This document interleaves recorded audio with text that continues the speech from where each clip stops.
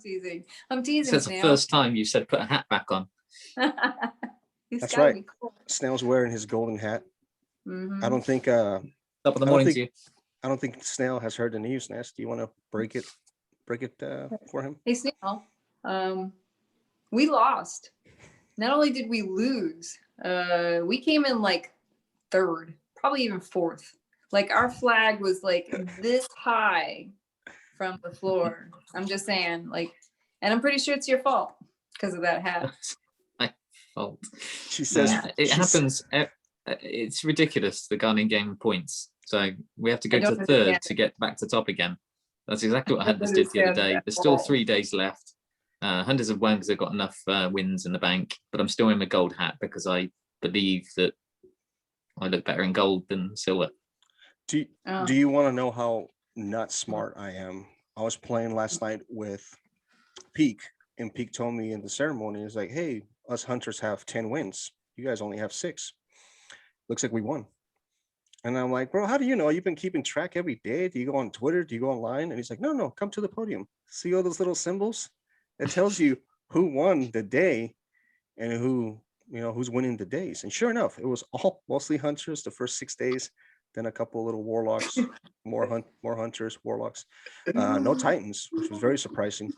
It goes to show that when Bungie tries to help the Warlocks when it tries to help the Warlocks and the Titans, because they do know that there's more Hunters in the game than usual, Titans end up winning, which is the lowest usage numbers. And then whenever they say, all right, we're going to take the weights off, well, you can tell who really wins in those scenarios. More numbers outnumber the numbers, I guess you can say that. But thank you everybody for joining us. This is episode 29 of the Three Warlocks Podcast. We are happy yet sad, but we have to give credit where credit's due. Congratulations to the Hunters for winning the 2021 Guardian Games. Snail is still a little suspect about how they won and how they did it, but congratulations to you guys. We have a pretty good show for you guys.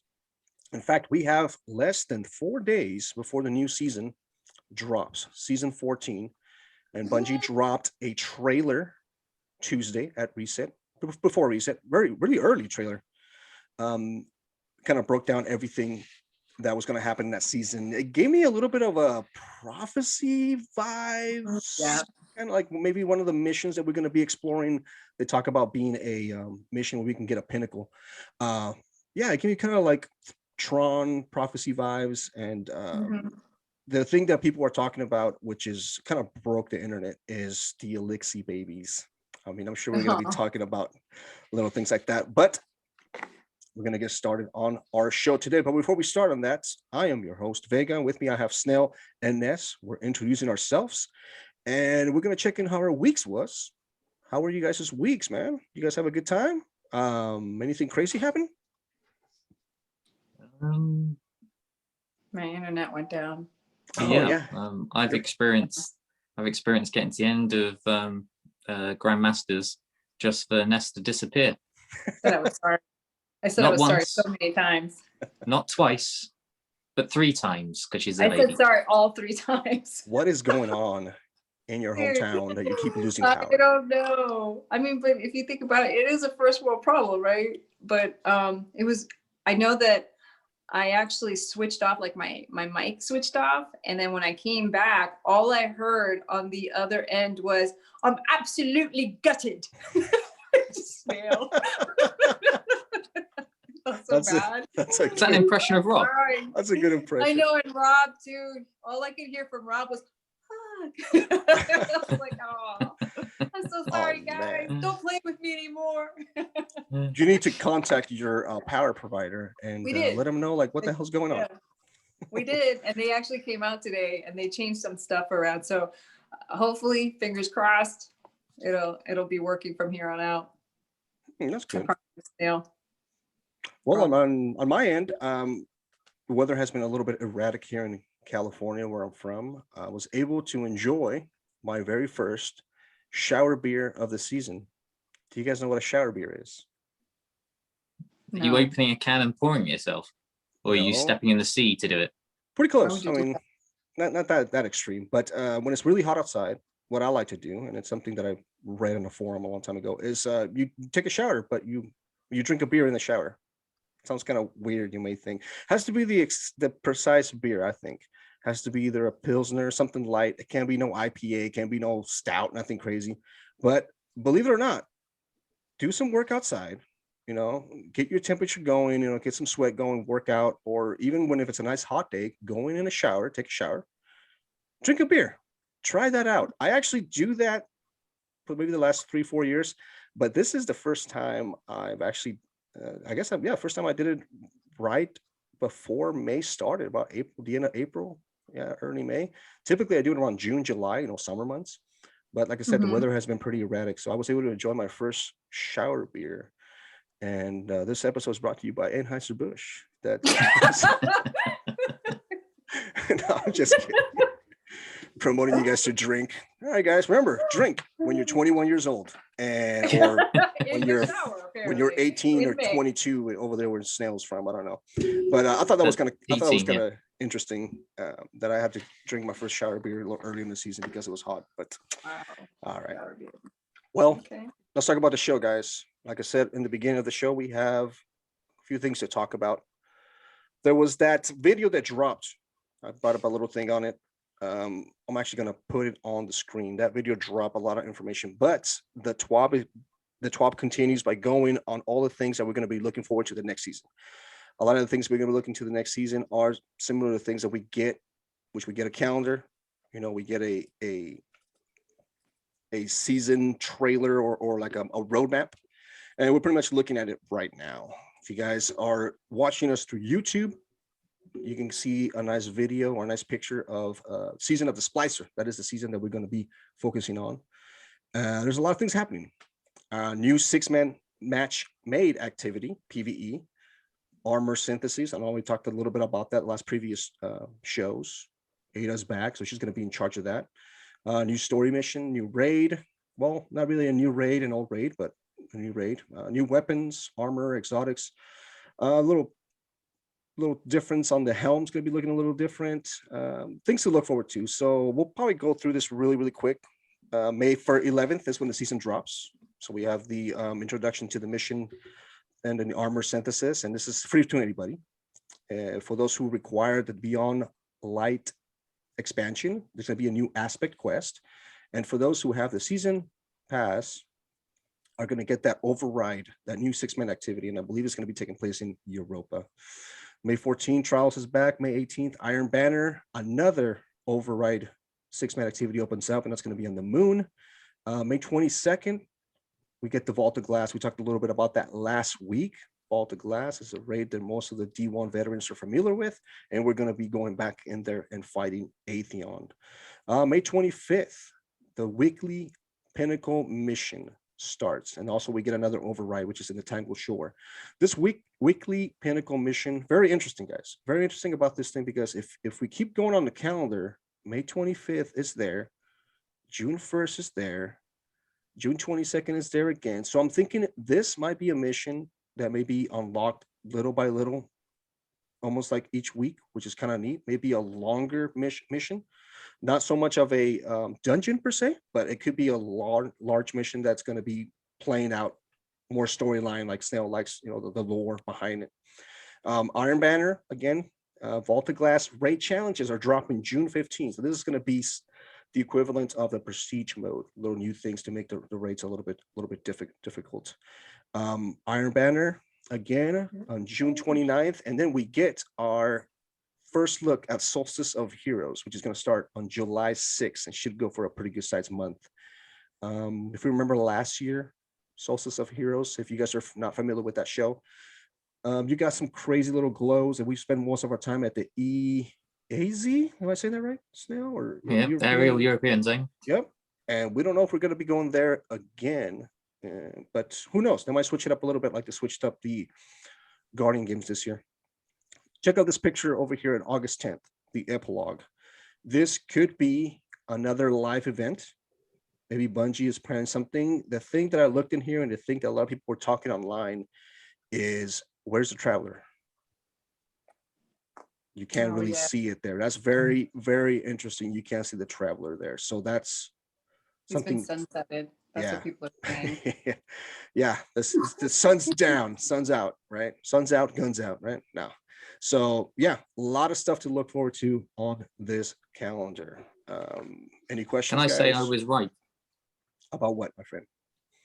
Well, last week I did a whole piece on Mithrax returning. Mm-hmm. And there he is. He's right there. Here is our Mr. Splicer.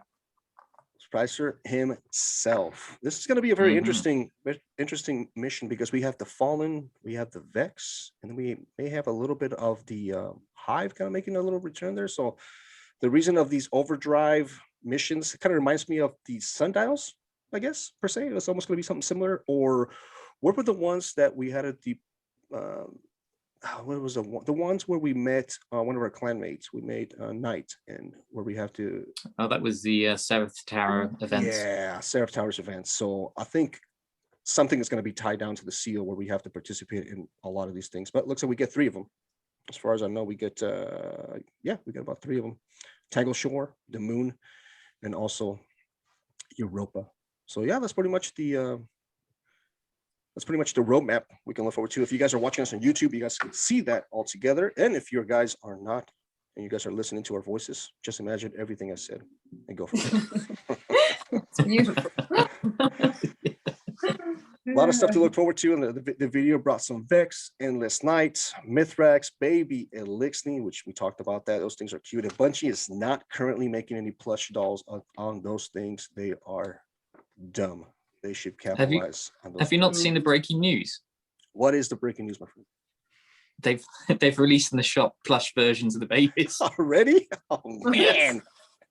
Oh, see, Bungie knows what's up, man. Bungie understands what's going on. Well, with that, we'll continue with the TWAB. Let's talk about some of the rewards. Preview the rewards we're going to be getting. I'm actually going to put that picture up for those YouTube listeners, so you guys can watch that.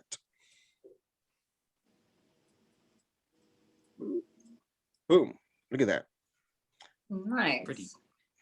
All right. So as far as the rewards, like you said, Destiny knows what they're doing. So, well, they finally, anyway, have been listening to their community and know that loot's important to us. So they are actually going to be changing how we get our new armor pieces for the seasons. Mm-hmm. So previously we were getting them by season rank, and you would level up and you would get the armor. This time around, what they're going to do is you're going to actually go by seasonal activities. You're going to earn them also by focus umbral engrams. So what we're used to of the season rank levels, having the armor pieces is going to be now updated with Glimmer, legendary shards, upgrade modules, exotic engrams, enhanced cores, and the prisms. And then the universal armament will still be earned at the end of the season pass. So yeah, that's a different take on it. So we'll see how that goes. So we're going to have a lot of Glimmer. Yeah, that's for sure. Yeah. So they look cool, don't they? Yeah, if I'm understanding right, great. this specific set, that's the one we're going to be getting from the weekly activities or during the override missions, I'm guessing. And this one right here, which is, I guess, the ornamental. That's the seasonal pass one. Mm-hmm. You get it through the seasonal pass. That's kind of neat, something different. I know they brought up that we're going to change things up a little bit.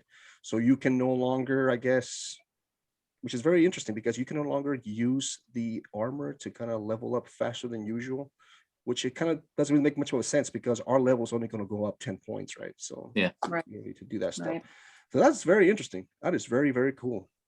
Well, we're also getting, as we're getting some things to make us look good, we're also getting some tools of destruction. Snail, you want to take us through that? Yeah, so we're getting quite a few little bits and bobs. And what you see here is the exotic sidearm, which season pass holders get straight away. Going to be great for PvP because it's going to freeze people.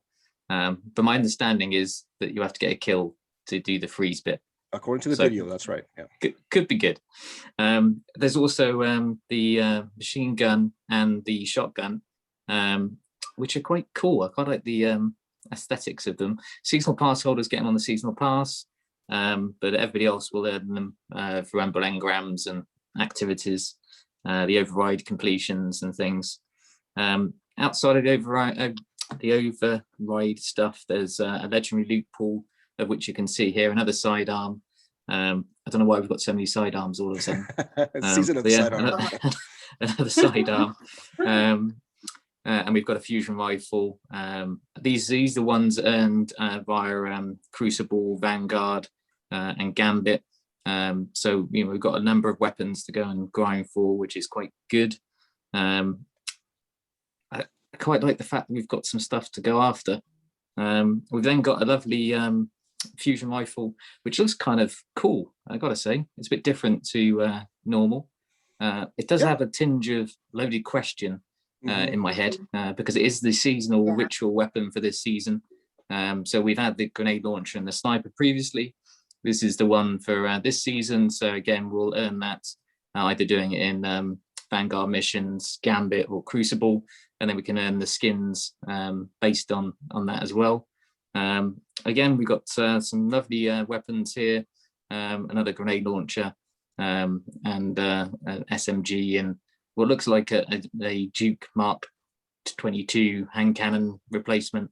Again, they're specifically in those loot pools of Gambit, Crucible, and Vanguard, which is good. You probably don't remember this, Snail, but back in D1, there was a hand cannon that took about 19 and a half years to reload, right? I believe it was a hand cannon you got from a faction. Not familiar which faction it was. I want to say New Monarchy, but it was called the H.E.L.M. Oh, I remember that. And this kind of gives me vibes of it. It's a 120 RPM, which looks like a 120 just by looking at it. But that thing used to hit like a Mack truck, but you had to make sure you killed every single person that you were hitting, because you would spend the next 2 weeks and a half trying to reload this weapon, because it was taking forever to reload. But yeah, they do say that we're going to get new mods and we'll give these weapons specific kicks. So it'd be interesting to know what specific kicks those weapons that we talked about previously are getting. It's another great shot of what we're getting from the Nightfalls. So we're going to get adept versions of this. So we've got the lovely hung jury back, which is a great scout rifle, an original fusion rifle from D1, and then we've got a lovely sniper rifle from D1 as well. So adept versions of these, I've got to say, if we're going to get a hung jury with an adept version of that with Dragonfly, that's going to be a beast when they're upping Dragonfly damage at the same time. Yeah, that's going to be a fun one to go after. That's for sure. Yeah. Yeah, man. I mean, other than that, he talks about a pulse rifle that can fire with a high fire rate. And that kind of gave me some ideas of some D1 pulse rifles that were like that, because they are bringing a lot of nostalgia stuff back. Bungie is always bringing things back that we used to love.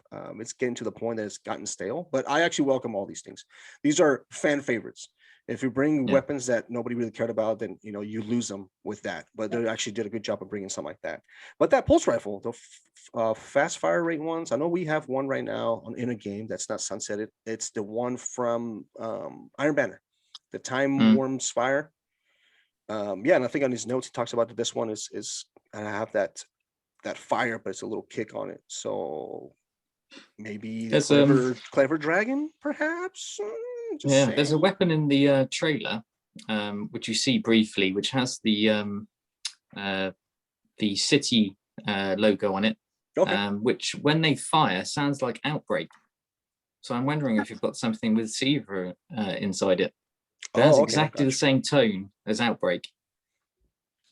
And I'm actually it looks like a different type of weapon to what Outbreak is. Well, I'm actually bringing that up because the Outbreak mission was a mission where we had to go out there and get those weapons, fabricated. I guess in a sense, we had to fabricate that weapon. But since Ada coming back, she's the forge lady. She used to make weapons for us, so you can kind of tell this is going to be the season of the weapons. A lot more loot people have been asking for. Season of the sidearm and season of the fusion rifle, right? That's pretty much what we're looking forward to. I've got to say, hung jury's coming back, and they don't buff scout rifles, and maybe disappointed. Yeah, that is true. They did say that scout rifles, they can't really buff them per se, especially right now, because it will be too strong. I think what they need to do, which they addressed it a little bit from previous shows, is they're going to try to bring down the Dead Man's Tail. Because if you can imagine, if scout rifles were buffed, it'll be nothing but Dead Man's Tails on Crucible nonstop. I mean, that gun is superb as it is. It can go toe to toe with a 120. You know, it can go toe to toe with a auto rifle, toe to toe with a pulse rifle. So they need to do some patchwork there. But I do feel that scout rifles are going to have their day in Crucible. So something to look forward to. That'll be kind of nice. Well, guys, there's going to be some patchwork to look forward to as well. They're going to be addressing some of the things that they've been getting feedback on. We're going to be making some changes, and this is going to be a new update. We're going to be talking a little bit more about this update. It's a 3.2.0, no longer 3.1.1.3.6.9. No. Upgraded. They upgraded. It's gone to the next stuff, right? Some of the things that they're going to be looking forward to or kind of patching up is some of the colorblind things that were making an issue. So some of the colorblind looking support. after me. Looking after you. Go colorblind community. So colorblind is not going to work. Colorblind support is not going to work with stasis abilities. So now you have that colorblind support on enemy crystals, enemy squall, enemy dustfill, enemy bleak watcher. We're going to be talking about this squall and dustfill here in a little bit. Some of the tunings they're going to be doing on some subclasses for the hunters. The freeze detonation from silence of the squall has been reduced from 12 meters to 8.5 meters. If you guys don't know what that is when the hunters uses their super, is that tornado coming at you. You can be about a mile away and that thing will still get you. Well, they're reducing the radius of it. 8.5 meters is still pretty large. And what's neat about this now is it's going to have a red ring around the area once they launch it, where it's going to tell you if you get between this area, you're pretty much toast. That's going to help the colorblind community, and it's going to help me so I can stay away from that as well. The Titans are getting a little upgrade here. The Shiver Strike melee energy is now refunded when the Glacial Quake ends. And they're going to fix an issue in which a player can trigger Whisper of Torments by standing in an opponent's barricade. I've not heard about that, but apparently they're going to fix that issue. Yeah, it is a known issue in PvP. Oh, okay, I got you. All right, for the Warlocks, the second place Warlocks, we're going to get some Shadebinder, little patch notes. The Bleak Watcher aspect now grants 2 fragment slots. That'll be good. Chaos Reach. They're going to fix an issue with Chaos Reach supers was allowing it to penetrate to thin walls or objects enough to damage or kill the opponent. Oh, come on, that's not an issue. I mean, if you're hiding behind a wall and our Jesus beam cannot kill you, I mean, come on, those walls cannot stop the power of the light that we have. I mean, that's a wall. We're breaking walls, baby. The hunters have that freaking wanted that bends, around walls and freezes you. Why can't I just kill him through a wall? Why can't I kill him through a wall? That's hilarious. Well, those are some things. One of the things that I didn't see here is when are they going to fix our Steve? When are they going to fix our? I know. Where's Steve?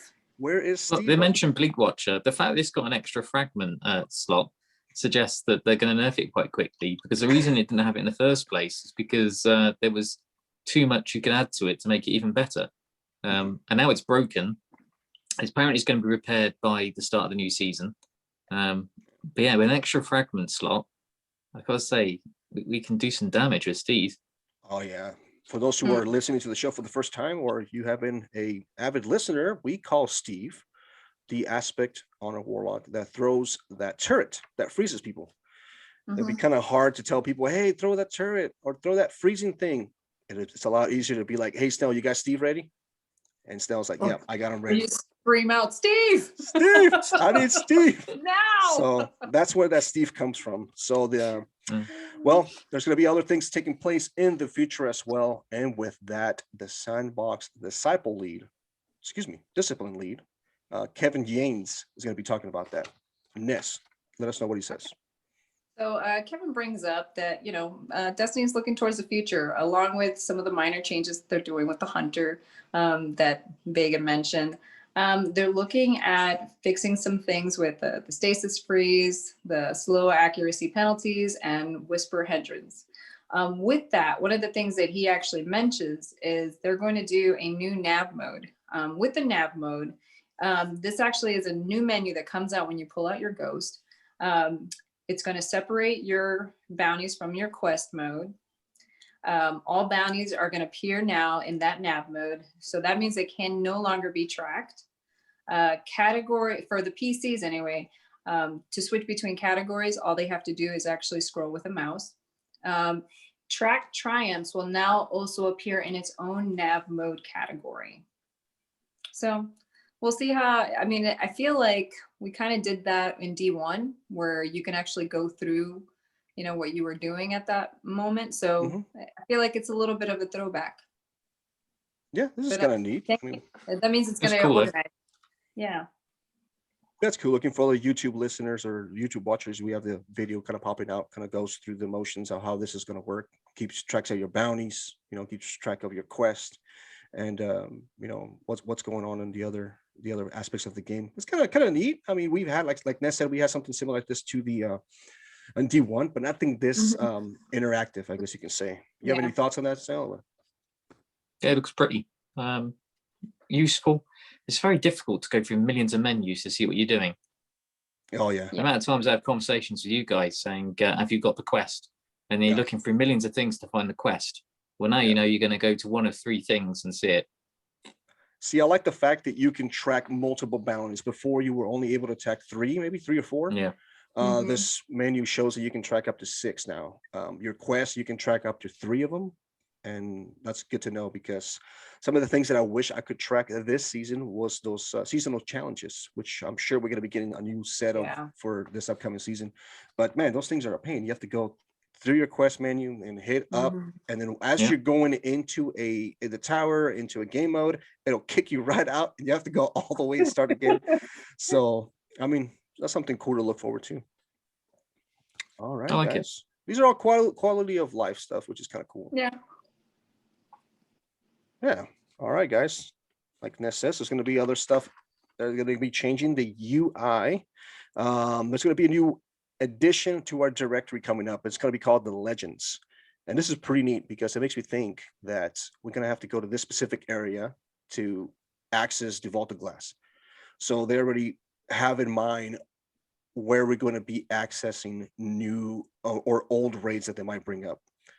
It's not out of the, I guess it's not out of your mind or out of the question for them to bring back King's Fall during the next expansion, because it's going to be very Hive related. So we're going to have a little area where we can actually access that. And it's called the Legends. So it's going to be added to the directories tab. And this is where you're going to find the Vaulted Glass.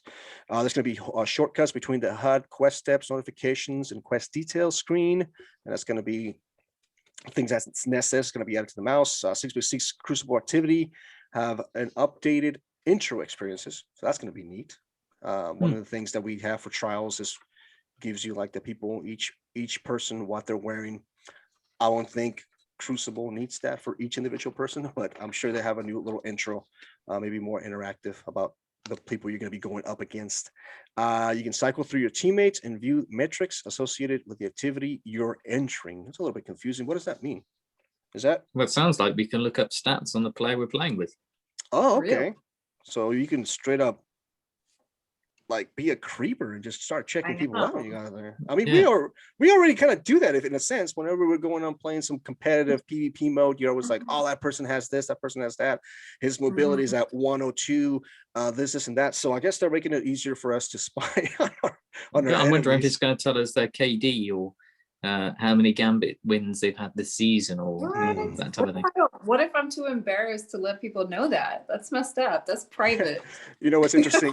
That's funny you said. That was funny. I was early in the week on Tuesday. I got a code on Twitter. I'm sure you got the same one, Snail, where you can buy that emblem.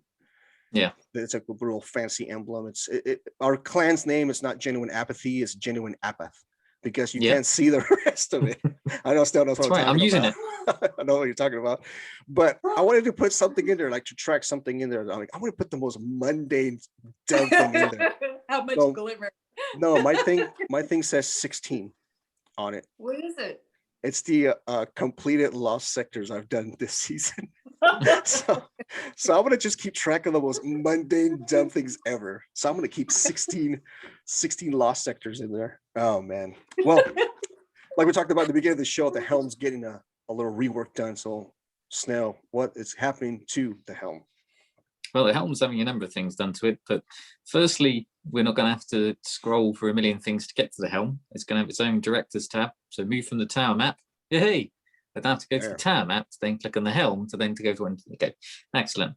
The focus umbrella engrams and the Prismatic Recaster is having a bit of an overhaul. The Amber engrams now auto decrypt. Fantastic. I don't have to do it in one, then walk around the corner and do it in another.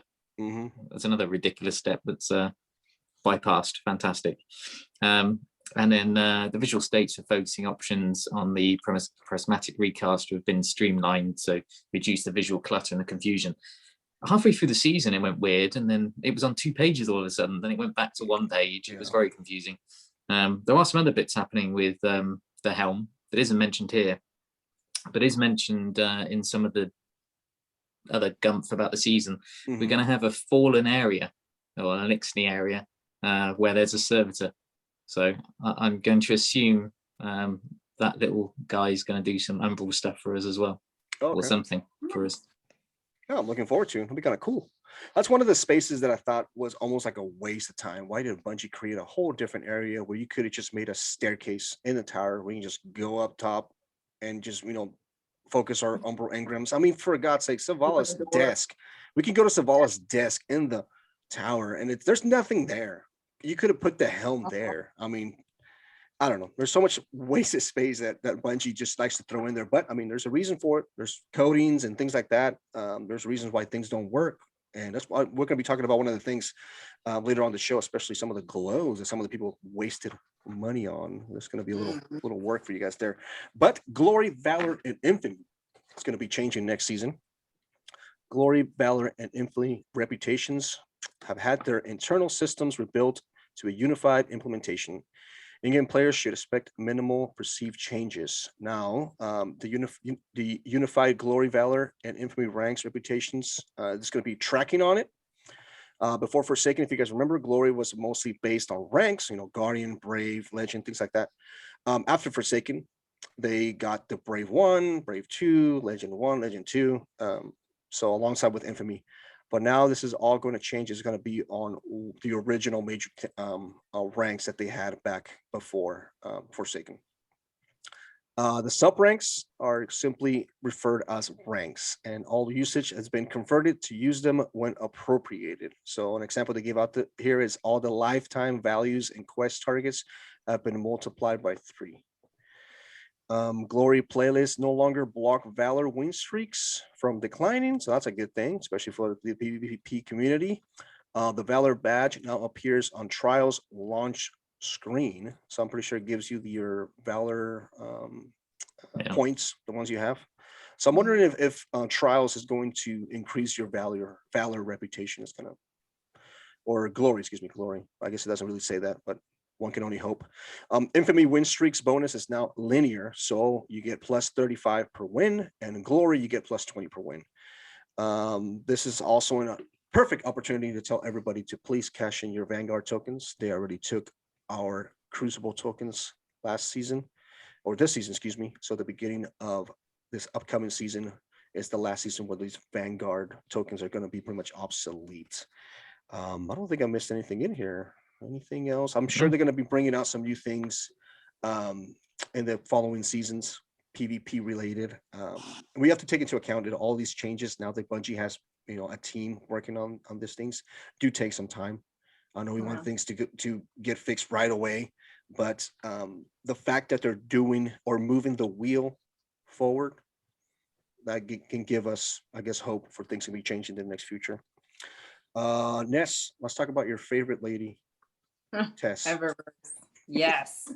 So she's actually going to see some changes. One of the things that I think a lot of people actually asked for was a lot of the exotic weapons and old armor ornaments are actually going to be available now. So they're actually creating an archive tab just for the storefront where you can actually filter through all the stuff that's on the storefront. So it'll be easier to look through.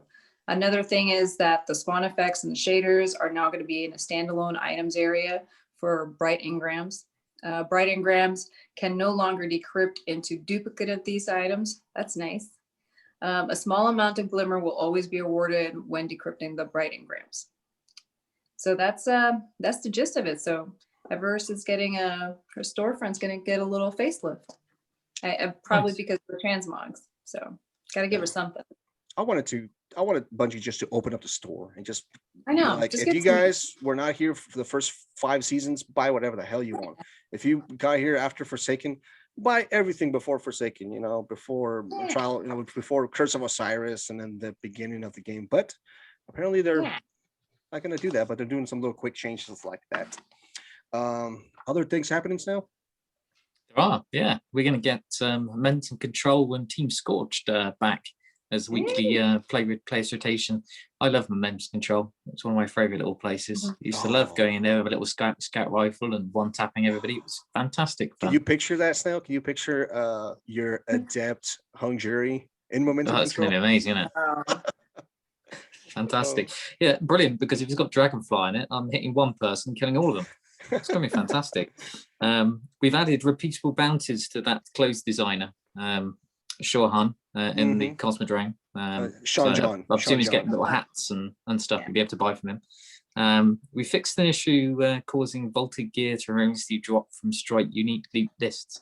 I don't understand, because are they talking about the stuff that we get, the sniper and the hand cannon from One or Nothing? Are they talking about those? They're pointless drops now because they're vaulted, so I presume we're going to get rid of them altogether. Yeah. Nice. And we're actually going to get something that's very unique. I don't know, who's not thought of this before? You know, we had trace rifles in the game for years. Yeah. And now you can get some mods to use them. Hey. I mean, wow. Bungie. They must have had Einstein involved to make this decision. Surely. We've only been asking since the game came out. Your sarcasm is not subtle. No, is it not? It's a good point. It's a good point. That's because when I'm using something like the Divinity, I told Snail, I'm like, hey, how do I get more ammo for this thing? He's like, oh, just put the auto rifle thing on. But it's not an auto rifle. I'm looking for the trace rifle one. It's like, you're not going to find it. But I can't. Why am I going to put an auto rifle mod on this thing? So now that the confusion is going to be gone, so you're going to be able to have that. So that's kind of really nice. Really nice. All right, guys. New expansion. New season brings in a new set of, I guess, patch notes that we talked about, but also a new time to look forward to. Things like this stuff is going to be happening around 10 p.m. on Tuesday. And also something the community was complaining about, something that Ness brought out last week, is I dropped some money on some of the Solstice of Hero glows. Yeah. Okay. Bungie heard you. Their TWAB that they brought up on April 22nd was not received very good because of the transmog changes that we're going to be taking. So what Bungie said pretty much is that if you have the glows that you originally bought, 2018, 2019, they're now going to be able to work on the new Solstice of Heroes armor set, from what I'm hearing. Okay. I think one of the reasons why they didn't work is because Stasis was part of it. So Stasis has a different glow, so that's probably why they couldn't get their system to work, this, and that. It's still not going to work on Stasis, as far as I know. But they're going to be able to get these universal ornaments to be used on the 2020, 2021 Solstice of Hero armor. Only support the Solar Arc and Void subclasses. If you buy that purple one, Ness, that was the Void. So you're going to be able to get that. They don't really tell you a specific time where they're going to be doing it, but they're targeting the Solstice of Heroes of 2021. So that's something to look forward to. So your anger level go down a little bit, Ness, because they hurt your concerns.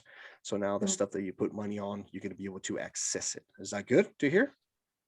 I mean, that's good. So I got a question, because I kind of half read that through that. So they're saying that the glows are going to work, but not on Stasis? Like, yeah, because in 2018 we didn't have Stasis. Correct. I get it. It wasn't built. But Stasis is the super. So why wouldn't it work on the armor that I'm wearing? The super works. It's the glow that doesn't work. So we're on any Solstice armor, whatever element you're using, it glows with that color. Yeah. Gotcha. Stasis doesn't glow on that armor because it didn't exist. So if you have no glow. Correct. So if you switch subclasses to the Stasis, your glow is going to disappear. It's not going to be available. There is going to be, which I'm guessing, a Stasis glow. Probably Tess is going to be selling. maybe during the Solstice of Heroes. I don't know, maybe.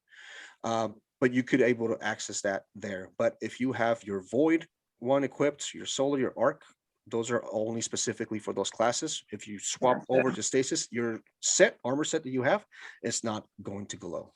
Is that right, Snail? I can't let my glow flow. Gotcha. Nope. All right. You cannot. Guys, we got to prepare for some download times. And Ness has all this information for us. Take it away, Ness. I do. So May 11th, that's when the season ends, Pacific time, 10 a.m.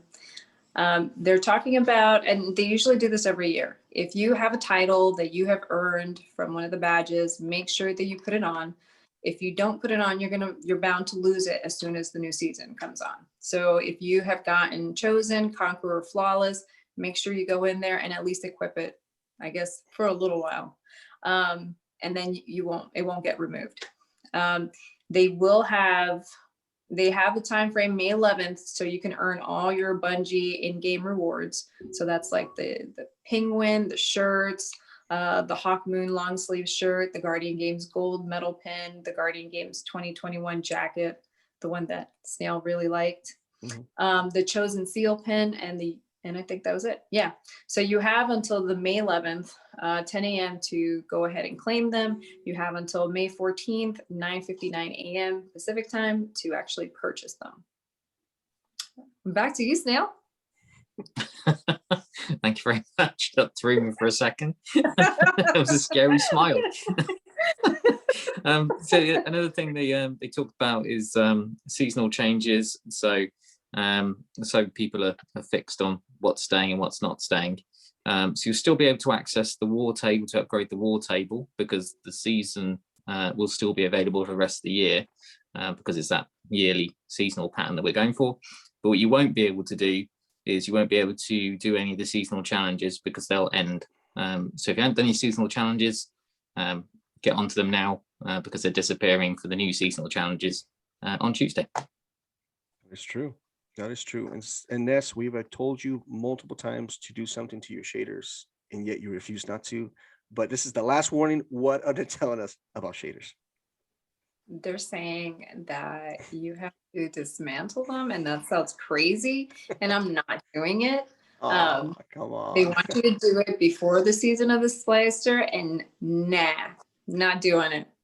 Do it yourself. Take it away. Well, yeah. But with that, dismantling it, of course, you will get some glimmer and some legendary, legendary shards or whatever. Yeah. But no, not worth it. I have too many. I'm gonna be there forever. So no, not doing it. Well, if you don't do it, they're gonna do it for you. They will. Let them do the work. Yep, they're gonna do it for you, because the update is happening 3.2.0. Actually, as we speak today, the show is being recorded on a Friday. They've actually undergone some maintenance in preparation of this update. If you try to log in between 9 and 3 p.m. Pacific Standard Time, it was a little bit rough, because they had everything kind of beginning with the maintenance. They were removing people from activities, and then they were implementing these changes. But the most important one we need to keep in mind is May 11th. Like Ness says, a lot of things are changing there. Same times, 9 a.m. the maintenance is going to begin. 9:45, all the players are going to be taken into orbit. Out of the game. And at 10 a.m. the update 3.2.0 would be available across all platforms. You'll be able to log in to Destiny 2, and by 11 a.m. they're estimating that that's where this maintenance is going to be concluded. Keep in mind that all of these times we're bringing out is Pacific Standard Time, so I can only imagine if it's 9 a.m. in my time. Snail, what time is it in your time? It's very different. It's very different. It's next Tuesday. It's next Tuesday. Because I can't answer. I believe it's a 7-hour gap. I need my toes. There we go. So it's a 7-hour gap. It's worth noting that May the 7th update actually broke the end of Guardian Games. It's now been fixed. Oh, really? Yeah. Okay. Oh, there is an achievement. You're supposed to participate in the closing ceremony, right? Yeah, it told you to go and collect your achievement, and it wasn't there because they broke it. They've now fixed it. Okay, so now you can collect that. So collect that up, guys. Collect that up.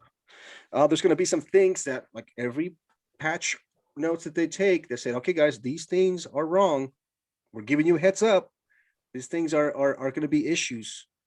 And they always tell you, and you always go and complain to Bungie, but they're telling you that these things are going to be an issue. All right. So Ness has a list of some of the things that are going to be affected by this 3.2.0. So guys, at first I have to kind of start. So you know how I normally get like messages, either people who have listened to our podcast who would, asking questions or asking for help, or, smooth my balls, asking for us to say their name. That's free advertisement for you guys. I actually got a message and I couldn't read it. So out of curiosity, I went ahead and I copied it. I pasted it into Google. And once you know it, the message was in Wingdings. So the message, funnily enough, the gist of it was, love your show. Please include Titans in the known issues. We are impotent too. There's a little spelling error, but thanks, JT, whoever you are, you made my day with that message. So we're going to have to start, I'm going to have to start being a better person, better warlock, and mentioning the Titans. And now that we have a bigger community and some of them are hunters and we play with them, so I will start mentioning what's wrong with your stuff, even though you should know it because this is known issues. But anyway, here we go. So these are actually issues that are being resolved.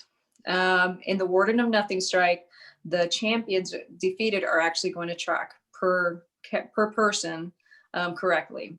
The Fellwinter's Helm is no longer going to cause the Solstice armor glow to default to void. Players on the moon aren't going to automatically be joining into the Ritual Hive public event. Mm-hmm. You'll actually have to kill something and then you'll be part of it. The Disgrace strike, players will no longer be locked out of the boss room if they spawn too far away from their teammates. Arcstrider Hunter, combat flow will no longer fail to trigger on melee kills. You're welcome, Ice Diamond. The new light tutorial messages will finally stop popping up during Crucible and Gambit. Thank you.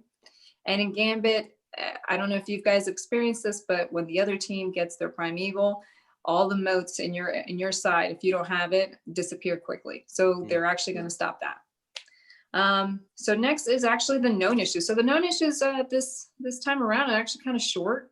Two of them have to do with servers or performance issues.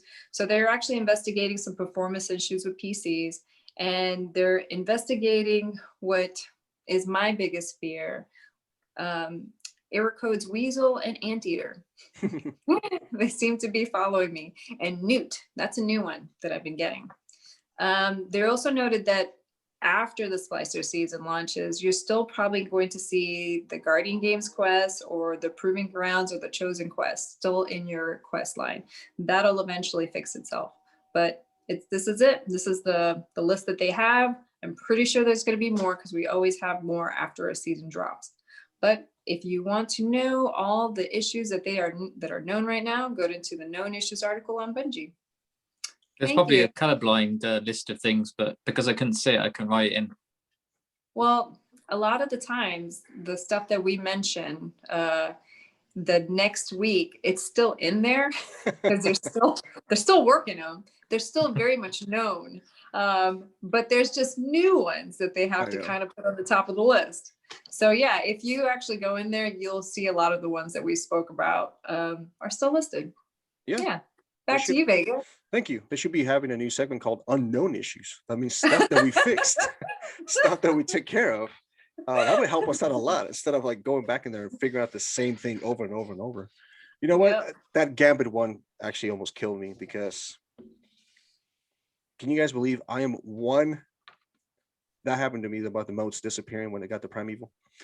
I'm one win away, and the season is literally 4 days from ending. And I don't even know when I'm going to be on again. I'm one win away from getting a gilded Gambit title. Dude, and all I need is one win. And I thought I was going to get that last night. But no, this damn issue jacked me up. I was wondering where our modes were. It was 80 to 80, right? They deposit a couple of modes and boom, their primeval was there. Then I remember depositing my 10. Somebody was next to me, deposited 5. When the primeval popped up, it was going back to 80. I'm like, what?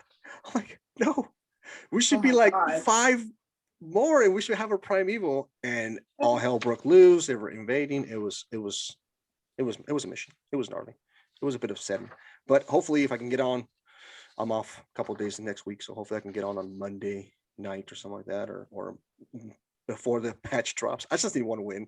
I'm gonna message everybody on the team and be like, hey bro, can you just let me win? Just let me win one game.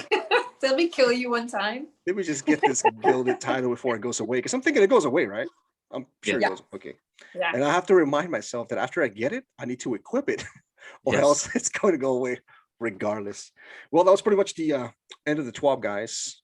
We learned a lot of stuff. We've had some pictures and broke down some weapons. We're going to be looking to a new story, new lore, loot, and also with new expansions or new seasons, we'll always get new players coming in so we can create new friendships. Other than that, it was a pretty informative TWAB. There's a couple of movies of the week. Check them out. Artists of the week, they're always so amazing. Bungie, the community, Destiny community of artists are always blowing my mind when I see some of their artwork. Check that out if you guys haven't had a chance to do it. Other than that, I think that was pretty much the end of episode 29. I know we have a couple things happening for episode 30. Can I make the announcements now, guys? Or do you guys have anything issues you guys want to cover before we end the show, or things? You mean like we didn't finish second? We actually finished third, but the Warlocks finished third. Well, mean that? Well, yeah. We talked a little bit about that. I mean, let's give credit where credit is due. Congratulations, clap. Yeah. But nothing. You said nothing second. TWAB. Yeah, nothing TWAB related before we ended the TWAB, I guess. Not the show, because we have a couple of things we talked about before that, but no. Yeah, we have to talk about a little bit the lore corner with Snail. I know Snail says he's going to be changing up this week a little bit. I did slightly. Okay. Only that there's quite a lot of information this week with what's happening in the new season. So next week I'll pick anything up with the lore that finished this season and what starts with next season. But it's worth having a quick sort of couple of minutes just talking about things that were spotted in the trailer that's worth noting. So the Vex fractals that you'll see over the city, that's quite interesting. So in all the trailer it shows those little tiny white lines. That's the Vex fractals because we're inside one of their little constructs. What's interesting is I think we'll start to see the Vex picking a side, because obviously the way they operate is they see all timelines and all solutions.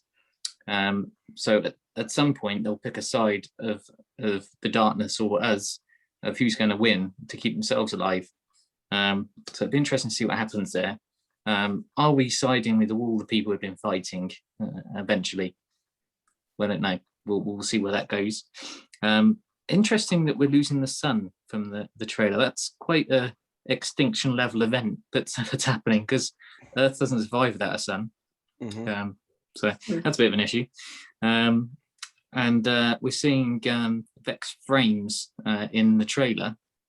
Now there is a Vex frame that we do know is coming back because he's part of Vault of Glass, H.E.L.M. But are the other Vex frames we're seeing, because we saw some in the 6-man activity, are they related to the Hazen Lords? The Hazen Lords are part of Vogue. Is this a different set of Vex frames? So interesting to know what's going on there. Mithrax entrance. I was right. Mithrax was coming back. There are some lovely fallen babies seen. So we're kind of seeing the first sort of fallen that's working with the Guardians. And this is the light side of the fallen. And I quite like the fact that we've got a direct opposite to Aramis. So Aramis is all about rejecting the gods. I should really explain. The fallen all worship machine gods, because obviously the Traveler is a machine. And hence why they've got servitors, because the servitors are around like the Traveler, and why they worship servitors, because it feeds them. But what Aramis was all about was rejecting that culture and going against the gods. Whereas what we've got with the lovely Mithrax is somebody that embraces the gods and actually is saying, I know loads of bad stuff happened, but the gods are still here, and they're going to help us going forwards. So that's quite nice. The other thing that was quickly noted in the trailer is we've got the class swords back, because they're on the backs of the Guardians going to the 6-man activity. How are we going to get them? That's going to be interesting. Is that the rewards from some of these activities? So it'd be nice to get Thrain Cleaver, Quick Fang, and Death Razor back. I've not seen them since Menagerie. Yeah. Quick Fang is one of my favorite swords. It's the one that makes the hunter run as if he's a ninja. And that is one of Pete's favorite swords. So amazing they're coming back. I'd love to know how we're getting that. We're getting new aspects. We've seen the new Titan little spear thing. That's obviously an aspect. This will be the first time you said that it looked very Tron-like, most of what we're seeing, but this is the first time that we've gone inside a Vex network. We've only entered the constructs before, which is not a Vex network. So this is true Vex network we're entering. So that's quite good. We see the freezing sidearm. We've got to cover that previously. One thing did concern me, and this whole bit about we've got individual story blocks, is how this all links to a story. So the Crow's not shown in any of the trailer, and it's a shame just to end the Crow's story now and then pick it back up further down the line. I'd like to see threads go all the way through, but I don't think we're going to see that. I think we're going to see little story blocks that then tie up in a last season with a crossover to Witch Queen. It feels at the moment that we're going to go in little story blocks that builds up to Witch Queen but doesn't directly link. So interested to see what they do with that going forward. But there were a couple of things I picked up from the trailers worth just mentioning, and then I'll cover the Cranosaur bits next week. Yeah, one of the questions I actually asked Snail, I was like, excuse my ignorance, but what is an elixni?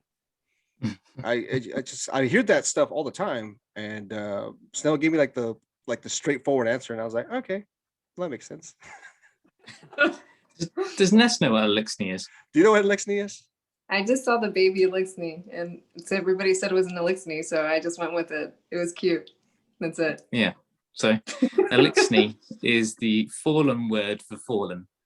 Yeah. Oh, really? Come on. I know. When he told me that, I was like, okay, thank you. Do they call themselves elixni? We call them fallen. Yeah. It's like you call me British. I call myself British. Yeah. So it's So it's like their nationality, more or less, I guess. The Fallens have their own nationality there. That's cool. Nationalist. All right. Well, my notes were slammed against each other. I was about to get ready to close the show, but there was this whole information that Snail had. Be mad at my printer, because at the very end of my thing says, show's over. But thank you, Snail. These are a bunch of stuff that we saw in the trailer, things that we're going to be looking forward to. New season. We're excited. This is great. Yeah. I took some time off to play a couple of things here and there. I'm going to be out of town next week, which brings me to our next announcement. This is episode 29, our episode 30th, which is our, we take pretty serious our milestone episodes. Episode 30 is pretty, that's 30 weeks or 30 episodes, because we've taken a weeks here and there that we've been a part of this show. We can't thank you guys enough for listening. It's you guys, your support, your messages that you send to us that keeps us going, that we actually like what we're doing. We like talking about this game. We like playing it, everything that's Destiny related, Destiny news. We love it. Keep doing that, guys. Keep giving us your feedback. We appreciate it. But unfortunately, next week, we will not have a podcast episode. I'm going to be going out of town. I'm going to be on vacation. But we are going to be doing something special.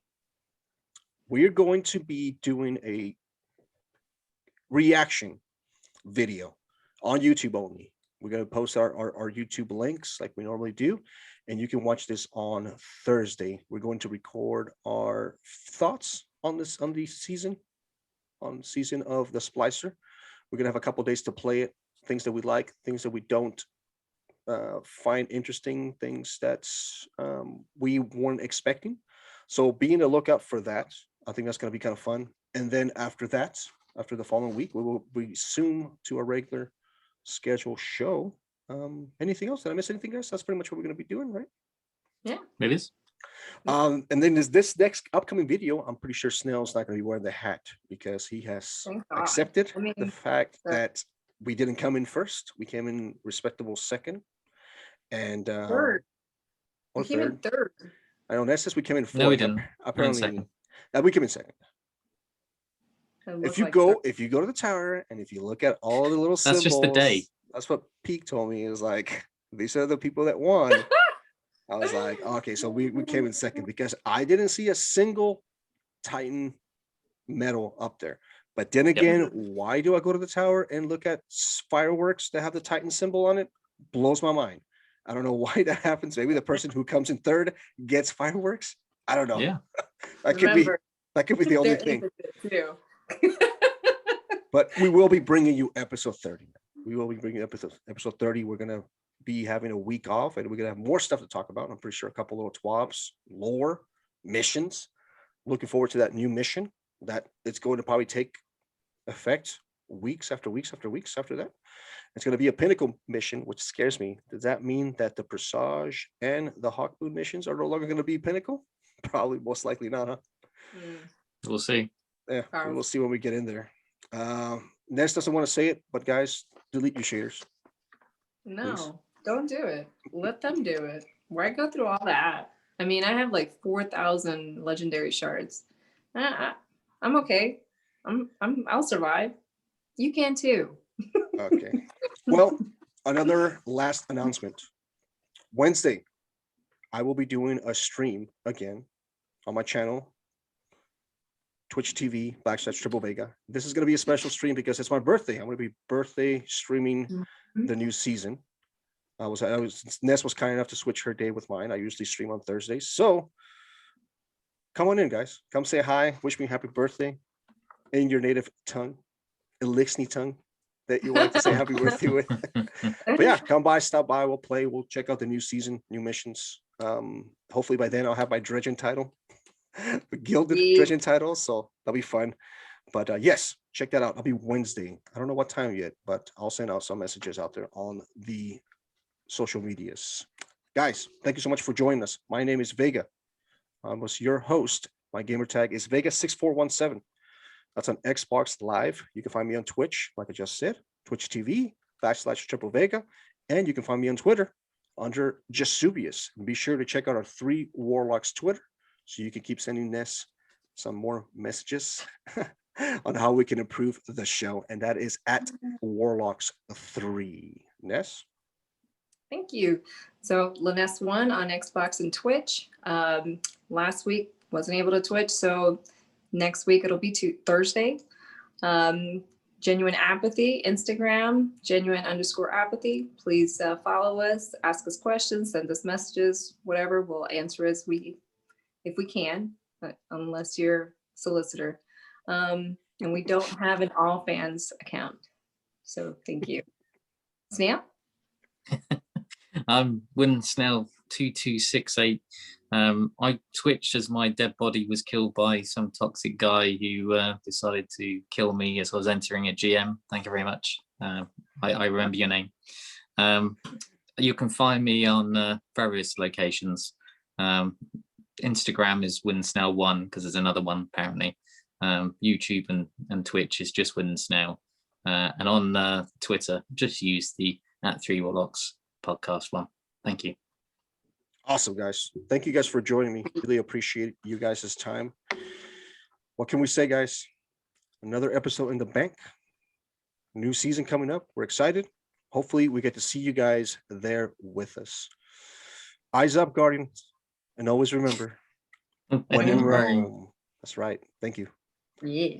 Boom. There you go, guys. It was a good episode. Boom. Yes. Yeah. Did you like that? The letter? It's funny. I'm actually trying to get the hang of this screen thing, when you have to like change and stuff like that. It's actually cool. It looked pretty good.